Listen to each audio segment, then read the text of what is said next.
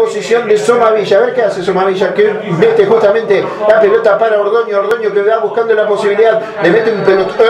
Para Beltramo, se calentó Beltramo, se comió un manotazo y después le entró duro a Jonathan Beltramo y roja para Pelo. Los dos. Roja para Pelo Beltramo, me parece que se le salió la cadena, Pelo. Me parece que se le salió la cadena y muy mal frente a su público, justamente la gente de San Justino, pero si yo no vi mal, mostró 2 tarjetas rojas. Y vamos a ver entonces qué va a pasar. ¿Por qué a mí? Dice el jugador de Santa Fe Fútbol. Me parece que mostró las 2.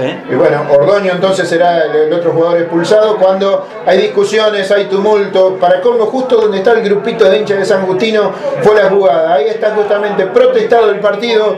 34 minutos y medio de juego. Se va expulsado Beltramo. También se va el jugador de Santa Fe Fútbol. Ahí se está quejando la gente de Santa Fe. También los de San Justino, pero en mayor medida la gente de Santa Fe. Y Beltramo, que ya está reincorporado, dice, pero a mí me pegaron. Pero le entró duro y desde atrás. Me parece que lo de Beltramo era clavado, que se iba a comer la ropa. Es muy raro ver a Beltramo reaccionar de esta manera como ha reaccionado. Ha dejado el equipo con 10 hombres, pero además me parece que el partido no daba para este tipo de actitudes, este tipo de salida de cadena, como diría la tribuna. Precisamente la tribuna de San Justino está al lado de la jugada y yo quería remarcar en algún momento la poca cantidad que ha venido del lado de San Justo, cuando realmente San Justino es un equipo que se apoya y mucho en su gente. En este caso, bueno, no sé por qué, pero no ha sido mucha la cantidad de público, pero han visto la expulsión de Beltramo. Vamos a ver quién más ha pasado acá, porque me parece que hay 2 expulsados, Julián.